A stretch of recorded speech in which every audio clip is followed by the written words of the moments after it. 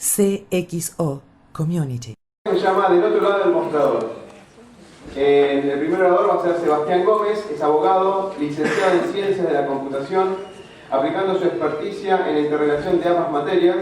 Es posgraduado en Gestión y Calidad del Software y magíster en Ingeniería del Software. Con más de 15 años de experiencia profesional, ha ocupado puestos de responsabilidad en la función judicial, siendo una de sus áreas de especialidad el peritaje y la investigación de ilícitos con tecnología informática. Ha impartido seminarios y conferencias en universidades e instituciones públicas y privadas. Acredita publicaciones de su especialidad en congresos, jornadas, simposios y revistas científicas. Sebastián, yo te ayudo acá. Muchas gracias. Bueno, les voy a presentar una ponencia sobre el operador judicial y la investigación penal ante las nuevas tecnologías de la información, ¿sí? Me sorprendió mucho, quería comentarles rápidamente, el nivel de preparación de algunos operadores judiciales, como el doctor que nos antecedió en la presentación con Gustavo Pressman, porque normalmente no se encuentra este tipo de preparación y capacitación y de apertura de los operadores judiciales. Les hago sintéticamente un panorama de lo que vamos a ver porque tenemos poco tiempo y lo voy a compartir con un colega. ¿Sí? Voy a hablarles un poco cuál es el diagnóstico del otro lado del mostrador, digamos, del lado de los operadores judiciales y peritos oficiales dentro de la justicia. Les anticipo que hay un grado importante de inmadurez judicial en materia de peritaje informático. Les voy a comentar un poco la sistematización del proceso forense, que va más allá del simple hecho de hacer un peritaje y entregar la pericia, sino que desde el lado interno de la justicia se trata de brindar mayor calidad a los operadores judiciales en el servicio de peritaje informático. Vamos a conversar un poquito rápidamente sobre el perfil que tiene que tener un perito, sobre todo el perito oficial, y cuál es el plan de carrera. Vamos a charlar sobre algunos casos reales para que ustedes dimensionen un poco cuál es el nivel de inmadurez que hay de los operadores judiciales en esta materia, y finalmente voy a llegar a las conclusiones y recomendaciones. Espero que les sea de interés esta disertación. Bueno, las frases típicas que se plantean a nivel institucional y jurisdiccional denotan este grado de inmadurez que les comentaba. Por ejemplo, a nivel institucional, si nosotros requerimos recursos humanos, ¿sí? a los niveles de decisión, digamos, de gestión en el Poder Judicial, y tenemos que presentar estadísticas, por ejemplo, sobre los casos procesados, nivel de esfuerzo que nosotros hacemos como peritos oficiales, surge siempre la pregunta, ¿pero qué son esas estadísticas que ustedes presentan? ¿Por qué? Porque las métricas son diferentes. Por ejemplo, una métrica que nosotros utilizamos es la cantidad de gigabytes procesados, que eso, digamos, da una dimensión del volumen de información que manejamos, y es lo que nosotros queremos plasmar a los órganos decisores para que permitan la incorporación de recursos humanos especializados a trabajar en esto. Pero claro, ¿qué nos dicen ellos? ¿Cómo usted me dice tantos gigabytes procesados? ¿Pero cuántas causas al año trabaja usted? Y fíjese cuántas trabajan los contadores. Si ustedes se fijan, los contadores, por ejemplo, sin desmerecer la actividad, pueden muchas veces enmascarar algunas actividades periciales diciendo tal o cual actividad se conforma como una pericia. Por ejemplo, la presentación de una planilla de Excel con una serie de cálculos técnico-contables financieros, y entregan eso. Una investigación nuestra puede tardar meses. Entonces, si ustedes dimensionan esto al cabo del año y comparamos peras con manzanas, indudablemente un contador puede tener cientos de pericias cuando un perito informático tiene decenas. Dicen que este muchacho no trabaja. Digamos, hay que trabajar con la misma métrica. Nuestra métrica, por ejemplo, son gigabytes procesados, por nombrarles alguna muy simple. Otra cuestión tiene que ver con cuando planteamos formalizar algunos documentos, como por ejemplo el catálogo de servicios y el protocolo de actuación. El nivel de inmadurez judicial hace que no se interprete qué es lo que queremos nosotros formalizar, y muchas veces se envía en consulta a otros organismos, los cuales no tienen mayor respuesta porque no pueden tener demasiada injerencia en la modalidad interna de trabajo del experto. Entonces, ¿qué dicen? No tenemos respuesta todavía de los organismos, así que va a tener que esperar a que todos se expidan para saber si se lo aprobamos o no. El caso es que es como pedirle a algunas personas que están en otra disciplina que se expidan cómo va a aportar o no un cuerpo un médico forense. Como mucho para opinar no tienen y están muy atareados con otras cuestiones, no contestan simplemente. Eso hace que esa burocracia generada imposibilite formalizar ciertos documentos de trabajo que ayudan en la interacción entre el operador judicial y el perito. A nivel jurisdiccional vamos a ver algunas frases típicas como ¿para qué sirven las etiquetas de seguridad? ¿Qué son esas certificaciones de las que usted me habla? Pero ¿cómo etiquetas de seguridad especiales si nosotros utilizamos fajas de papel con Syntex? Ah, eso sí, pero las firmaron los testigos. Normalmente esas fajas son fácilmente adulterables y los equipos llegan descuartizados, hay investigaciones internas, sumarios que se abren por todas estas cuestiones y traen muchos problemas en no conocer cómo se trabaja, digamos, en esta disciplina y cuáles son los requisitos esenciales para la cadena de custodia. Hay algunas otras cuestiones, como por ejemplo desconocer un poco cuál es el nivel de experticia que tiene un determinado perito o consultor, como verán, y bueno, algunas otras cuestiones que voy a ir comentando a lo largo de la disertación. Vamos a ir rápido para no perder mucho tiempo. Pasando. A nivel de proceso forense yo quería dividir un poco la actividad pericial en tres tipos de capas de abstracción. Hay una visión general del caso, que es la que tienen los que llevan adelante la investigación. Hablemos específicamente en el caso penal de la fiscalía o del caso del magistrado penal. ¿Sí? Hay un nivel, digamos, intermedio, un nivel táctico en el cual hay una interacción, ¿sí?, entre los operadores judiciales y los especialistas en las materias forenses que correspondan, ¿sí? Y finalmente un nivel operativo que es el ámbito de actuación propio del especialista. Obviamente todas los interrogantes que se plantean desde el comienzo de la investigación, cuando un operador judicial no está capacitado, ¿sí?, en temática de peritaje, se van desplazando, ¿sí?, hasta llegar al nivel operativo, que, bueno, por ejemplo, si ustedes se fijan, esto genera puntos de pericia ambiguos o enmascaramiento de tareas elementales como puntos de pericia, en los cuales se piden, y esto trae mucho roce, digamos, entre los profesionales de distintas disciplinas. Como dice la frase conocida, quien no sabe lo que busca no entiende lo que encuentra. Entonces, por eso que es importante todo lo que se refiere a capacitación judicial para poder llegar a buen puerto. Pásame. Bueno, este diagrama, digamos, este modelo, explica un poco cómo es el proceso forense a nivel general. La idea es que a través de la casuística nosotros generamos ciertas reglas de procedimiento interno para mejorar nuestra actividad pericial y ofrecemos no solo el servicio de hacer la pericia al operador judicial, sino también ofrecemos productos de valor agregado como catálogos de servicios, guías de procedimiento, guías de secuestro para tecnología informática y algunas otras cuestiones.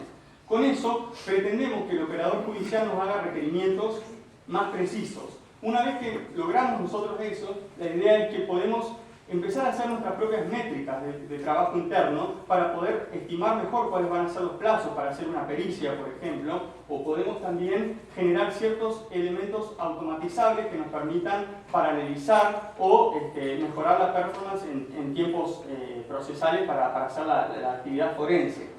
Eso hace finalmente que nosotros podamos tener una exposición metodológica en nuestro dictamen de la actividad pericial y esa tarea ordenada, como decía Gustavo, bien repetible, documentada, permite que se entienda mejor cuál es el análisis de la actividad delictiva a nivel del operador judicial y finalmente eso lleva a que existan elementos probatorios contundentes. Este es más o menos el cuadro general de trabajo que nosotros pretendemos con el proceso forense desde el lado interno de la justicia a nivel peritos informáticos oficiales. Entonces, lo que quería comentarles es cuál es el perfil que tiene que tener un perito, digamos, un perito oficial. Debe tener experiencia profesional, vocación hacia la investigación principalmente, ¿sí?, ética, demás cuestiones que también las tienen los peritos de oficio, peritos de parte. ¿Y cuál es el diferencial de un perito oficial? Bueno, quiero que sepan que en ejercicio profesional se trabaja un mínimo de 6 horas diarias, 5 días a la semana, y que un perito oficial tiene dedicación full time, exclusiva a esta tarea. Imagínense ustedes al año, están dedicados digamos, constantemente a la actividad de peritaje informático, es importante la experiencia digamos, no solo a nivel teórico, sino a nivel práctico que se gana en la actividad. También hacemos actividades de investigación y presentaciones. Digamos, el perito oficial, por el rol que tiene en la sociedad, tiene que tener una participación activa de manera de llevar de transferir conocimiento, de transferirlo de manera de poder generar la incorporación de nuevos profesionales a futuro, ya sea como perito de oficio, como perito de parte, así como también a tratar de clarificar y allanar la cuestión a profesionales del derecho y operadores judiciales. Pasamos, por favor. Bueno, acá les quería comentar, vamos a revisitar un poco qué está pasando en el Mercosur con nuestros vecinos. Indudablemente han avanzado bastante en lo que es el perfil profesional de un perito en Brasil, y si se fijan ustedes, la franja salarial que ellos tienen es bastante importante, quizás muy superior a la que tenemos en Argentina. En algunos casos quizás están en el rango de los salarios de jueces por el nivel de especialización que se requiere. Fíjense ustedes que para nombrar un perito oficial en Brasil se requiere título de grado, por supuesto, en ciencias de la computación, distintos conocimientos específicos que se van a requerir en examen, que generalmente se toman en universidades públicas por convocatorias. Y fíjense ustedes que por cada vacante que existe para perito oficial, obviamente por el plan de carrera que es muy fructífero a nivel económico y profesional, por cada vacante generalmente hay unos 700 interesados que se presentan a concurso. En Argentina, por lo menos lo que tengo para transmitirles desde el Poder Judicial de Neuquén, también tenemos un plan de carrera, no llegamos a estos sueldos tan onerosos, pero digamos es un plan de carrera interesante que se ha logrado defender bastante y ha tenido por ahora una incorporación por ley provincial, ¿sí? en una escala de profesionales auxiliares de la justicia. También se requiere para entrar título habilitante en ciencias de la computación y toda especialización que sea adicional es bienvenida, y se toma, digamos, se entra por concursos, antecedentes de oposición. El caso es que, como les contaba antes, es muy dificultoso todavía por el grado de inmadurez que existe todavía a nivel de gestión de poder hacer comprender cuál es la carga de trabajo que hay para incorporar nuevos profesionales. Pero hay avances como por ejemplo que se han utilizado internamente algunas cuestiones referidas a especializaciones para hacer recategorizaciones o promociones, especializaciones, maestrías se han tenido en cuenta, y también existen casos de profesionales auxiliares de justicia con salarios equivalentes a rango después de primera instancia. Bueno, pasando un poquito. En cuanto a la procedencia de la pericia, ustedes saben que el Código Procesal dice que podrá ordenar, ¿sí? El juez pericia siempre que cuando sea necesario conocer alguna cuestión o hecho en la causa, se requieran conocimientos especiales de alguna ciencia o técnica. Sobre esto quería dejar planteado un criterio, ¿sí? De razonabilidad para el operador judicial. Digamos, si bien el Código Procesal pauta esta temática en cuanto a la necesidad de un experto para resolver cuestiones que el juez, como hombre, digamos, de conocimientos medios en otras disciplinas, no puede, digamos, dilucidar, se trata de no requerir la intervención del perito para tareas que son, digamos, elementales. Por ejemplo, yo propongo no requerir el perito para la realización de meras comprobaciones materiales que pueden ser llevadas a cabo por cualquier persona, cuando se puede hallar la regla o criterio dentro de la, digamos, cultura general, ¿sí? Que tiene cualquier persona, o para la ejecución de simples tareas técnico-administrativas, como le voy a contar en algunos casos reales. Por favor. Bueno, llegamos a los casos reales. Les quería contar algunas cuestiones que el operador judicial que no está capacitado en tecnología informática considera normal, o por lo menos procedente. Por ejemplo, ordenar como punto de pericia que el perito informático haga una copia simple de un CD que eventualmente era un CD de una cámara GESEL que se había realizado entrevistando a un menor y demás, y el juez necesitaba una copia. Como no sabía a quién pedírsela y no sabía de la existencia de organismos internos que tienen técnicos preparados en filmaciones, con todo el equipo digital para hacer esto y que lo hace como parte de sus tareas habituales, decidió ponerlo como punto de pericia para que lo haga el perito. Voy a resumir algunas, voy a contar. Vamos a la última. El perito informático es el peor de los casos que ha sucedido, es real esto. Le ha requerido el juez como punto de pericia la transcripción dactilográfica de conversaciones contenidas en archivos de audio en formato MP3. Obviamente porque estaban en un CD, entonces tiene que intervenir el perito informático, ¿se entiende? O sea, es un caso que lo voy a dar mañana también en un curso de posgrado, más en extenso, pero la idea es esa. En lugar de el magistrado pelearse con la jueza de despacho, que es una señora grande, que se enoja mucho con el juez y le discute, decidió ver quién le podía hacer la tarea operativa, y no se le ocurrió mejor cosa que, como estaba en CD, dársela al perito. Finalmente el perito se opuso, hubieron intimaciones, se volvió a poner. Finalmente la tarea se llevó a hacer con un montón de contadores que también ayudaron, todos tipeando. Esto es real, esto es real. Todos tipeando, y bueno, se llevó a entregar la actividad técnico-administrativa que requería su señoría. Obviamente en el dictamen del perito quedó todo esto marcado, el desmedro de los recursos humanos calificados, y obviamente después de todo lo que quedó explayado en el dictamen, nunca más se volvieron a pedir este tipo de actividades a los peritos. Pasamos. Bueno, la conclusión de toda esta cuestión es que las investigaciones de ilícitos con tecnología informática requieren operadores judiciales capacitados y un trabajo interdisciplinario con especialistas en esta materia. En la justicia existen básicamente 3 puntos críticos. En primer lugar, la escasez de recursos humanos calificados. Como yo les conté, preparar un perito oficial requiere un montón de conocimientos, entrenamiento, y bueno, todo eso tiene un costo, un plan de carrera y demás. La falta de capacitación judicial, el peritaje informático, el manejo de evidencia digital es otro de los puntos críticos que, bueno, Gustavo también ya lo ha comentado, y es lo que apuntamos a que a través de todas estas jornadas de difusión se pueda ir interiorizando a la comunidad, digamos, sobre las buenas prácticas en materia de peritaje y cómo funciona en sí la ciencia forense en materia de pericial informática para poder realmente llegar a pruebas contundentes, a tener pruebas contundentes. Finalmente, y también tenemos que hablar de la carencia de tecnología forense que existe en algunos lugares, ya sean organismos de fuerza de seguridad o de justicia, que también dificulta bastante el tema en cuestiones sobre todo de productividad. Si bien hay muchas herramientas gratuitas que se pueden usar, obviamente herramientas que a veces son pagas, permiten tener resultados en tiempos menores, y bueno, realmente cuando el volumen de trabajo es importante, sobre todo estamos hablando de cuestiones de peritos oficiales, que la actividad es continua, es importante contar con una tecnología adecuada. Llego finalmente a las recomendaciones, y existen 5 áreas claves, a mi entender, que un operador judicial debería profundizar para convertirse en un fiscal o un juez tech, digamos, actualizado en materia tecnológica. La primera de ellas trata del perfil profesional del perito. Un operador judicial tiene que saber diferenciar jerarquías, especialidad y experiencia, tiene que preocuparse. El perito no es simplemente el técnico, el perito tiene un título habilitante, quizás tenga posgrado, tiene un área en la cual tiene mayor experticia, etcétera, etcétera. Todo esto tiene que ser valorado desde el momento de selección del perito o en el caso de que sean peritos oficiales por sus diferentes jerarquías internas.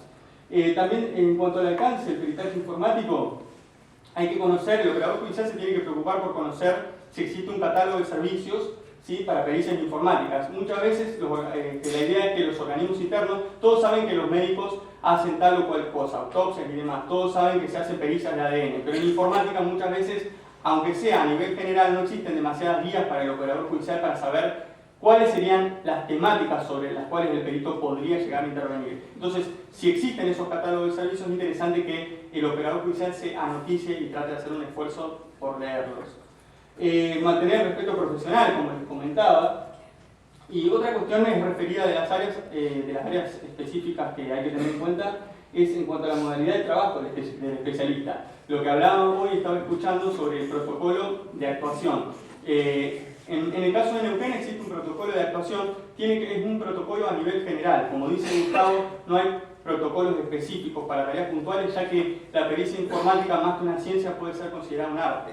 Digamos, en muy pocas cosas, como por ejemplo hacer una imagen forense, actividades muy puntuales, se pueden denominar actividades de ciencia. En general, digamos, la pericia informática tiene mucho de arte. Entonces, también el protocolo de actuación apunta no a la cuestión, digamos, mínima operativa y técnica de trabajo en alguna temática o técnica forense, sino a la interacción y la modalidad de trabajo que tiene el especialista en cuanto a la recepción del material, digamos, probatorio, en cómo va a ser su trabajo interno y cómo van a ser los pasos para que el operador judicial pueda requerir y pueda recibir luego el material probatorio.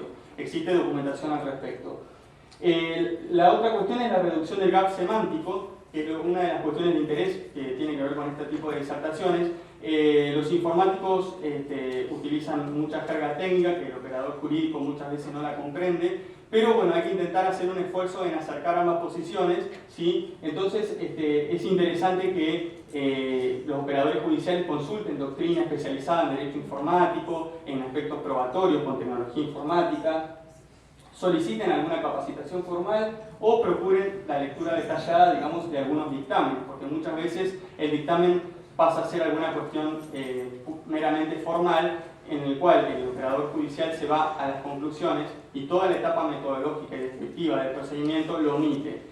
No sería grave si no fuera porque muchas veces esas cuestiones que omiten hacen a que él no pueda aprender de esta experiencia, de esta interacción con el especialista, de manera de mejorar la calidad de sus requerimientos en los próximos pedidos de pericia.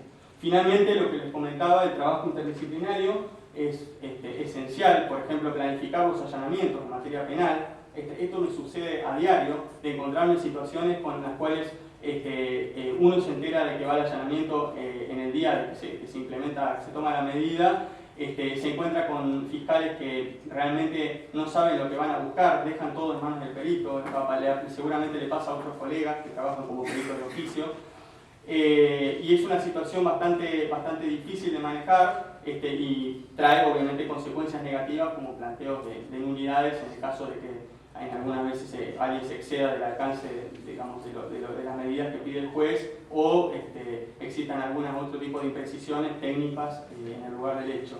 Finalmente, solicitar asesoramiento, ¿sí?, del especialista para la definición de puntos de pericia es importante y dimensionar la actividad pericial. Eso es todo. Muchas gracias.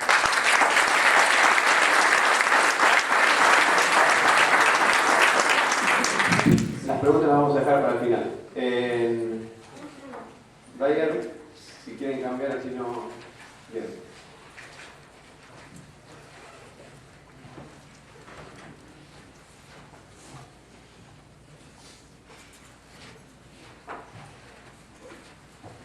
Bueno, buen día. Dejame que te presente, por favor. Dyer Magugana es licenciado en Comunicación, egresado de la UNLP, ingresó en el Ministerio Público Fiscal de la Provincia de Buenos Aires hace 9 años, cumple funciones como instructor informático en el área de instrucción de causas penales e investigaciones, dentro de la Secretaría de Política Criminal, Coordinación Fiscal e Instrucción Penal de la Procuración General de la Suprema Corte de Justicia de la Provincia de Buenos Aires. Ahora sí, todo. Bueno, ¿qué tal? Buen día. Como hicieron ya los disertantes anteriores, agradecer especialmente a Gustavo Prema, que fue quien me invitó, que me convocó. En este caso, la propuesta que me hizo Gustavo fue cuáles son los inconvenientes que enfrenta el perito oficial del Poder Judicial. O sea que no me tocó hablar de la buena ni de tirarme flores, sino hablar de lo malo que ocurre en el Poder Judicial.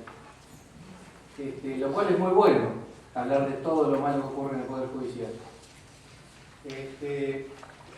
Y quería empezar con el informe que hacen los peritos oficiales, por lo menos en la provincia de Buenos Aires. A mi entender,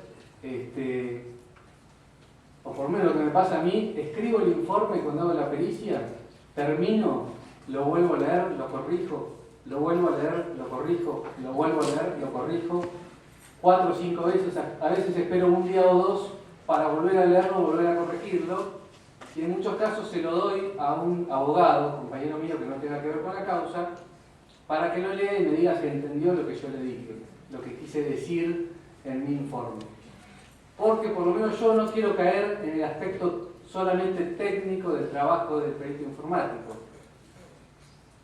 Tampoco quiero caer en lo que me pide el fiscal, estrictamente en un punto de pericia. A veces me dicen, encuentre tal cosa, punto. Cosa que podría hacer. Voy, busco lo que me están pidiendo, tome, listo. Yo opto por explicar todo lo que pueda, lo cual me lleva muchas horas de trabajo, pero prefiero. ¿Por qué?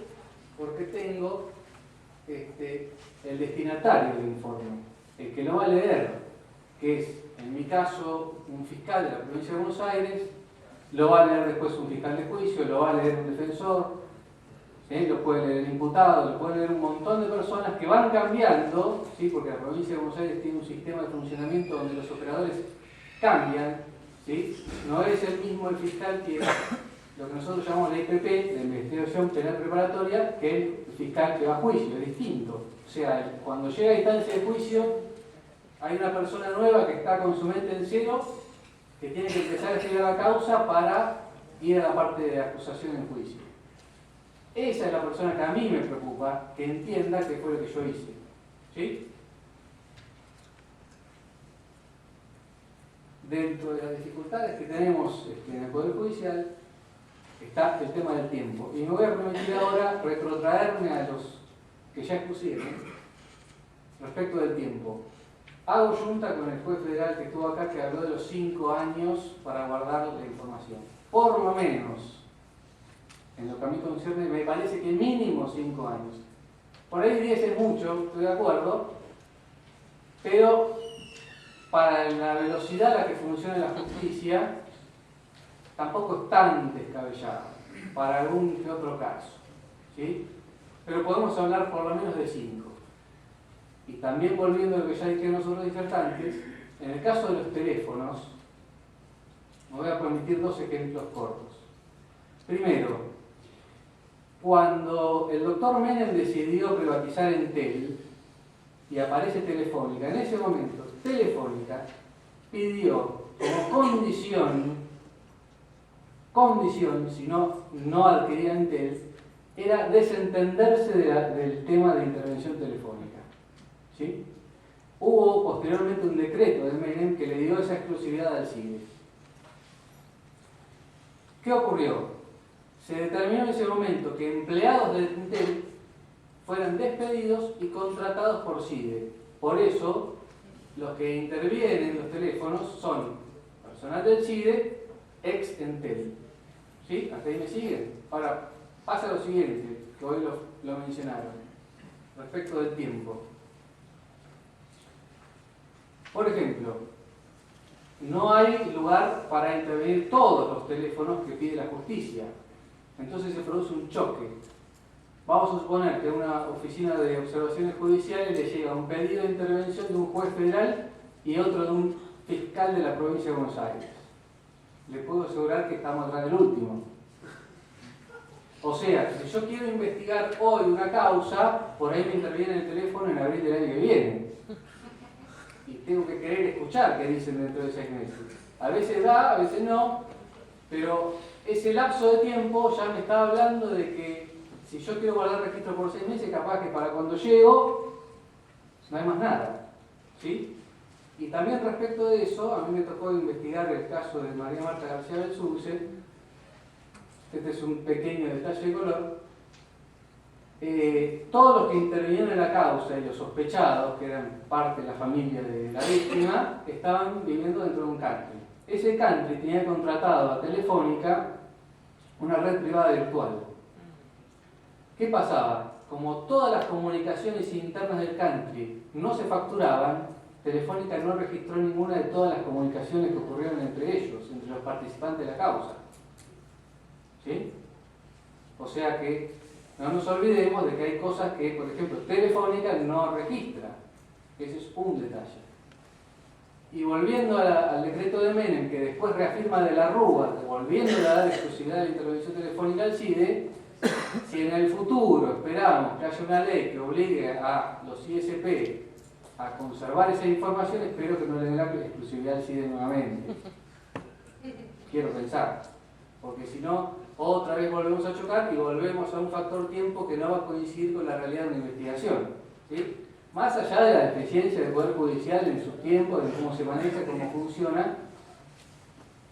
Pero, por ejemplo, si un fiscal en Trenquelauquen secuestra una computadora y después quiere que yo le haga la pericia, por ahí entre el momento del allanamiento y el momento que me llega a mí, pasa un año.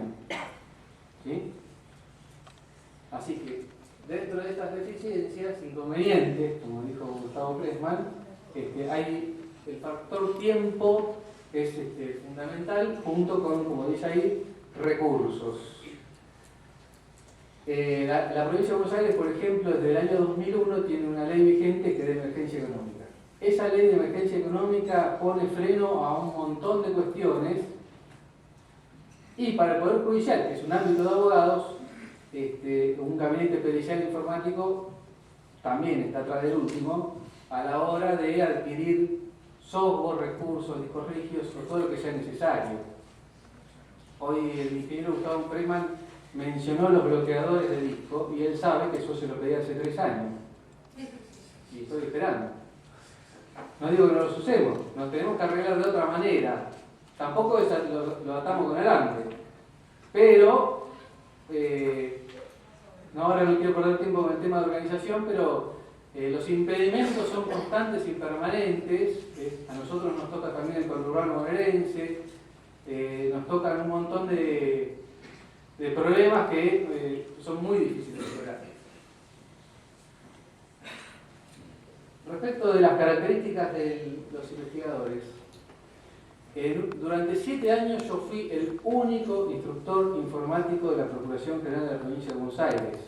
Mi tarea específicamente no es estrictamente de perito, sino de intervengo en la parte de la instrucción penal preparatoria como instructor. Hago instrucción de la causa desde el informático. Lo que me involucra en todo tipo de delitos. Homicidios, como dije hoy, falsificación, robo, cualquier tipo de delito. En este sentido, en un momento dijeron, bueno, está solo, pobre pibe, hace 7 años, vamos a sumarle un par más para que trabaje. Entonces, con buen criterio esta vez, me vinieron a preguntar a mí cómo tenía que ser, cuál era el perfil de la persona que tenía que ser perito en este ámbito. Entonces, el Consejo Profesional de Ciencia Informática de la Provincia de Buenos Aires convocó a los informáticos de la provincia que estaban matriculados, a los que quisieran, a presentar un currículum. Me llegaron una pila importante de gente extremadamente capacitada, con cursos, máster, posgrado, fueron a Estados Unidos, conocían 48 lenguajes de programación, todo. Agarré toda esa pila y dije, señores, todos estos no los quiero.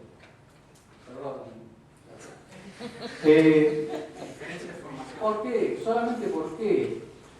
Porque era gente que se iba a frustrar si entraba en el Poder Judicial. La verdad.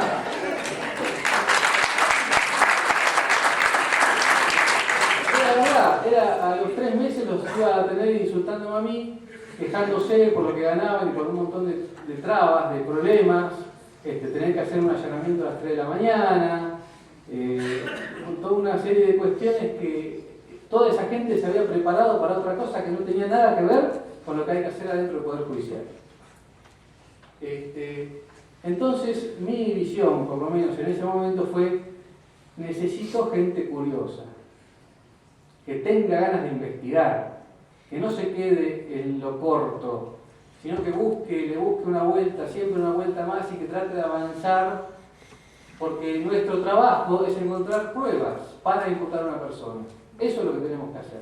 Y se requiere de esa curiosidad de investigador, de no agotar en la búsqueda de cosas, y como sea, encima en este caso. ¿Sí? Cuando digo como sea, no inventar pruebas, pero digo como sea, con un montón de cosas en contra. Como por ejemplo el propio agente fiscal. ¿Sí?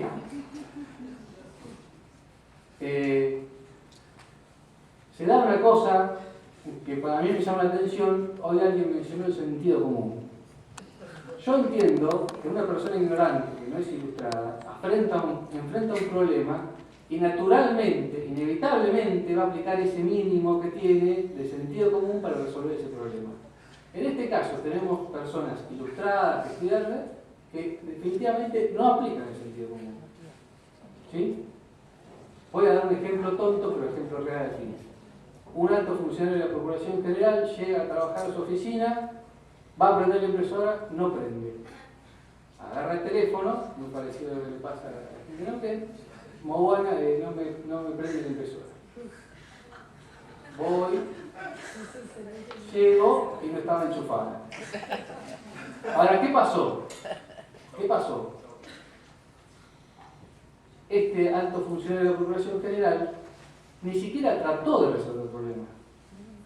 No hubo un intento mínimo. O sea, creo que cualquier persona que va a manejar un dispositivo que tiene que encenderse por corriente eléctrica, si no enciende, el primer paso A, B, es ver el enchufe. Y esta persona no lo hizo. Pero por una cuestión de costumbre, ¿sí?, que tiene el operador judicial. Si hay otro que es el que lo resuelve, que vaya para allá. Punto, no pienso más en esta cuestión. ¿Sí?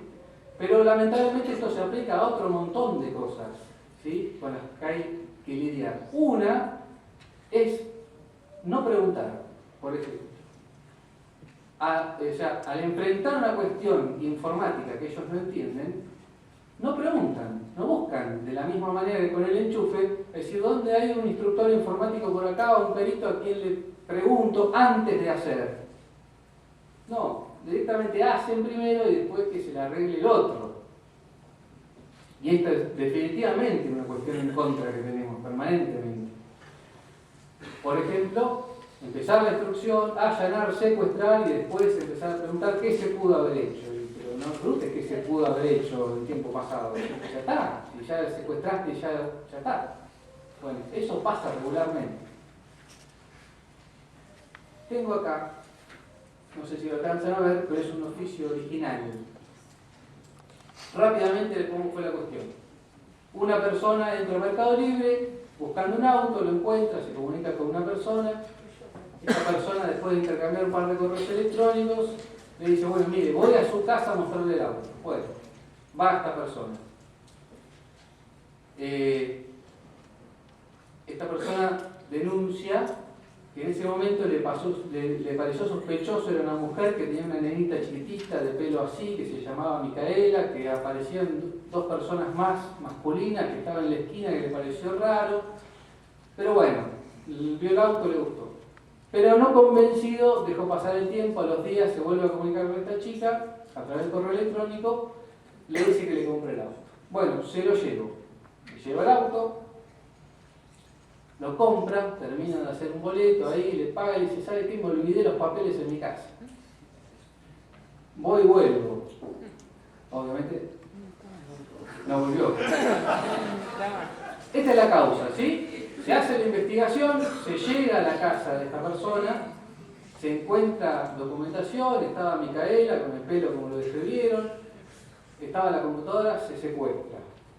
Me llega a mí. No sé si hay algún fiscal o alguien del Poder Judicial acá que se imagina qué habría que pedir, qué habría que hacer con esa computadora. ¿Sí? Por ejemplo, los registros del correo electrónico, si estaban, los que fueron, el acceso al Mercado Libre, etcétera, etcétera, creo yo, de mínimo. Pero les voy a leer los puntos de pericia que nos pidió este fiscal. A. Establezca sistema utilizado por la máquina. B. Se establezca el espacio físico total del disco rígido, debiéndose determinar espacio ocupado. C. Se detecte la cantidad de archivos encontrados. D. Se proceda a la reconstrucción del FAT, File Allocation Table, es decir, la parte lógica del disco rígido en donde se encuentran los directorios. E. Se efectúe un informe respecto de cada uno de los archivos encontrados, debiéndose manifestar tipo, función, sus nombres y contenidos. F. Se procede a la reconstrucción actual del sistema y la información borrada, debiéndose informar en lo posible y en el caso de haberse borrado los mismos, modo de producción. G. Se manifieste si se ha formateado, entre paréntesis borrado, el sistema y cualquier otro dato de interés que se mencione. H. Se procede a la impresión de la totalidad de los documentos hallados. I. Se efectúe una copia de seguridad de la totalidad de los elementos hallados. Acá. J. Se cumplimente toda otra medida que a criterio del perito resulte de utilidad para el tratamiento.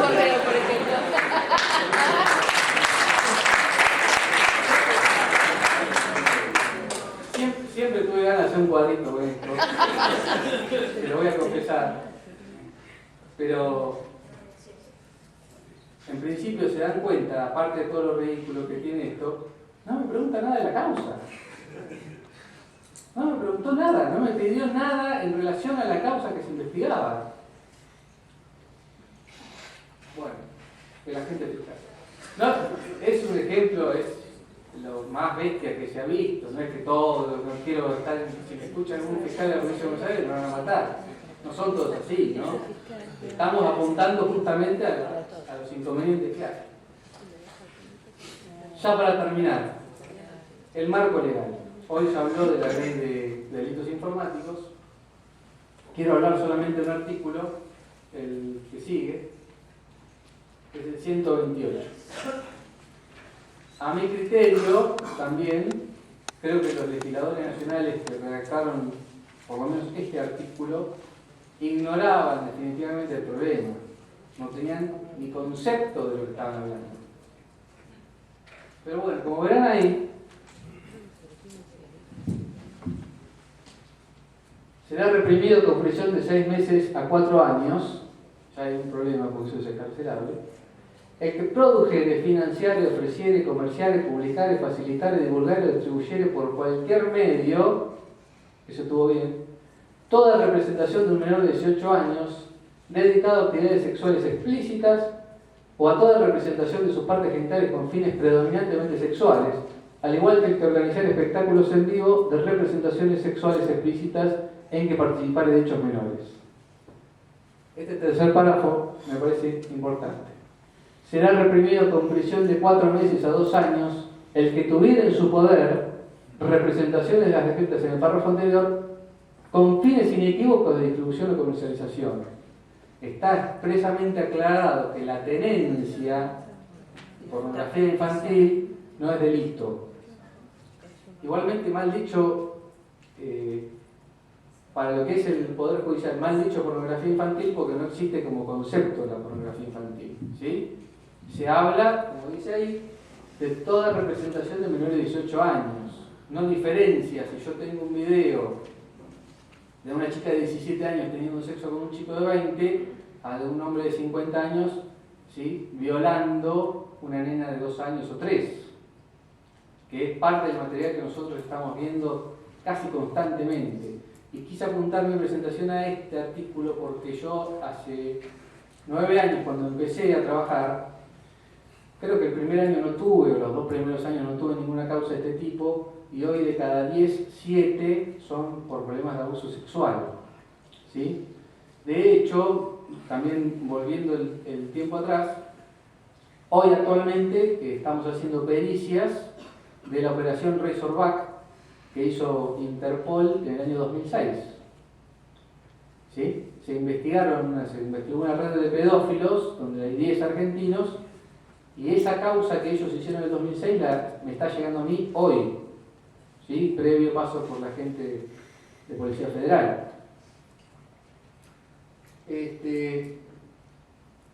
También quiero hacer un paralelo de este artículo con el tema de la droga.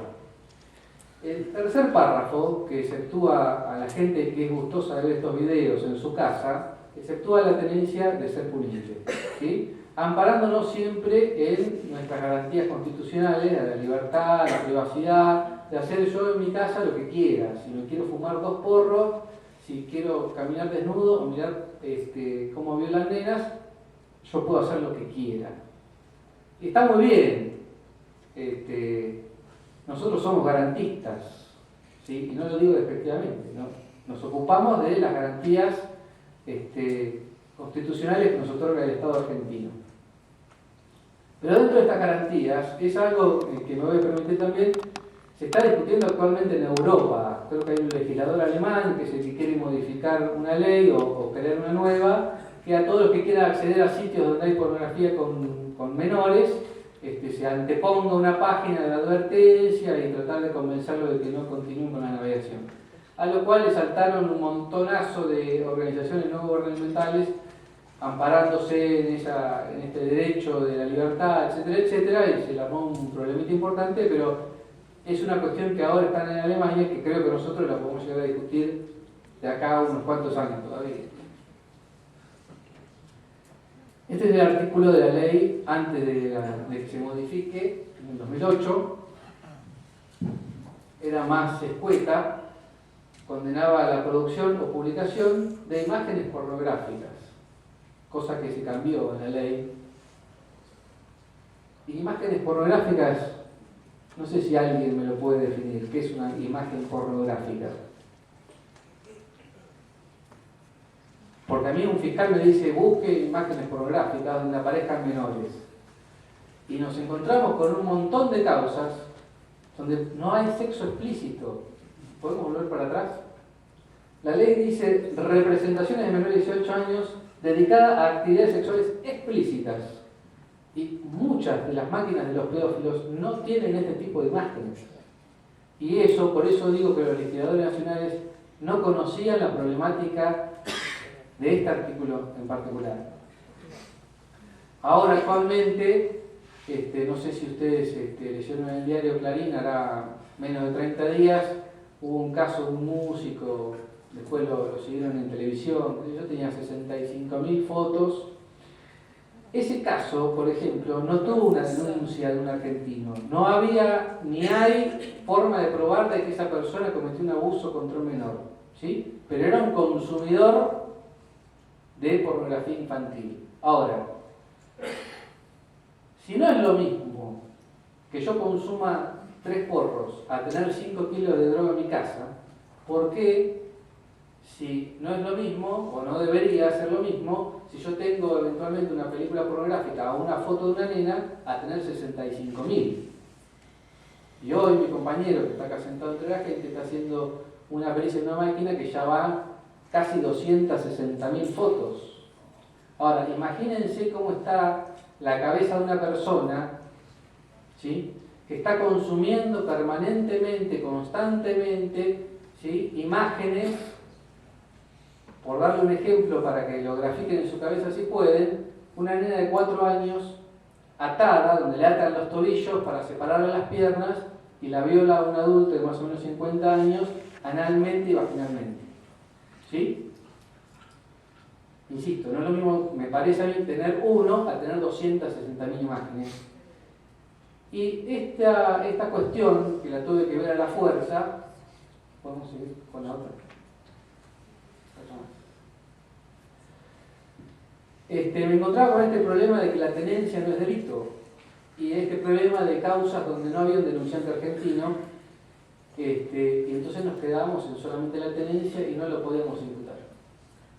Como dije al principio, como no me gusta quedarme corto con las cosas, empecé a elaborar informes explicando lo mejor que yo pudiera a un abogado cómo funcionan las redes peer-to-peer. En este caso, las que pueden ser, por ejemplo, como Emul o los torrents, que hay una pequeña diferencia, pero fundamentalmente, no lo voy a explicar ahora, fundamentalmente, cuando uno comienza a bajar un archivo, ¿sí?, inevitablemente comienza a compartirlo con otro requiriente, ¿sí?, y no necesariamente tiene que bajar la foto o el video entero, sino que en la medida que están llegando pedazos a mi máquina, de mi máquina puede estar saliendo ya para otra, ¿sí? Entonces, toda esta explicación que yo hago en mis informes tratan de apuntar al tema de la facilitación, por ejemplo, dice la ley. Y el otro día estaba hablando también en un curso del Poder Judicial, y en ese momento me iluminé y lo encaré por el lado de la financiación, que también dice el artículo. ¿Por qué? En el momento que lo estaba hablando dije, si yo contrato un ISP para que me provea ancho de banda, me bajo un programa para una red peer-to-peer, ¿sí?, estoy poniendo a disposición del sistema parte de mi ancho de banda para que el sistema funcione y para que vayan y vengan esos archivos. ¿Por qué no plantear una financiación de ese sentido? En ese momento había un defensor que se me tiró la yugular directamente, armó ahí un pequeño despelote entre fiscales y defensores, pero quedó ahí planteado. Pero la cuestión es buscar y lograr en un informe pericial que se comprenda, por ejemplo, cómo funciona la red peer-to-peer, explicarle toda la cuestión, los servidores buscadores, cómo funciona el sistema, qué es lo que tiene que hacer, porque el pedófilo siempre dice que no sabía, ¿sí? Han dicho, se baja solo, yo no toco nada, o lo quise borrar y no podría, ha dicho uno en una testimonial. Y después de hacer toda esta explicación, empecé a hablar con un psicólogo, perito forense psicólogo de la Procuración General, para que de alguna forma explique en principio a mí cómo funcionaba la cabeza de esta gente que cometía este tipo de delitos. Y empezamos a generar una serie de clasificación, porque una característica que ya era común a casi todos era este acopio de información. Era buscar, buscar y guardar, guardar, foto, guardar, que hasta viendo la máquina uno se da cuenta que no tiene tiempo formal para volver a ver lo que ya vio. O sea, es esa obsesión perversa de buscar, encontrar y guardar, buscar, encontrar y guardar, buscar, encontrar y guardar obsesivamente, ¿sí? Es una característica general para todos los pedófilos. Entonces, después resulta que tenía el pedófilo que estrictamente quería ver nenas. El pedófilo que estrictamente se dedicaba a buscar imágenes de nenes varones teniendo sexo entre ellos. Otro que buscaba nenas chiquitas defecando solamente. Y así empezamos a generar una especie de clasificación de tipos de delitos. Todo está apuntando a que hay fallos de la Corte donde se condenó, ¿sí?, a gente a través de un informe psicológico. Entonces, el planteo fue empezar a tratar de generar soluciones interdisciplinarias entre peritos. En este caso, el planteo de la psicoinformática era crear perfiles de usuarios. O sea, cómo, de acuerdo a cómo una persona usa una computadora, generar un perfil psicológico. No sé si se entiende. ¿Sí? Por una serie de características, por la cantidad de tiempo que le pone al tema, si es organizado o no es organizado, el tipo de obsesión que tenga, cómo, de acuerdo a cómo utiliza esa computadora, generar un perfil psicológico y tratar de que ese informe interdisciplinario termine en la generación de nuevos medios de prueba. ¿Sí?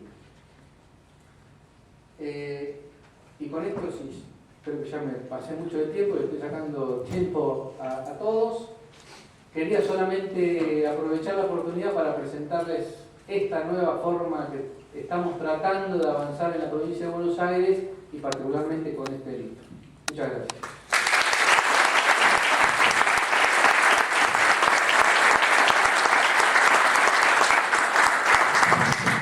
No tenemos tiempo para preguntas. Yo sé que da para hacer varias preguntas. Seguramente van a tener un espacio después cuando salgan para hacer las preguntas a ellos. Quisiera... ¿Una pregunta? ¿Alguna pregunta? Nadie quiere preguntar. Me encanta. El mensaje que te transmití no te puede. Negociámelo antes, Gustavo. Bueno, mejor pasar porque si no se va a atrasar al próximo lado. Bueno, agradezco mucho y invito a María Laura para que suba al estado.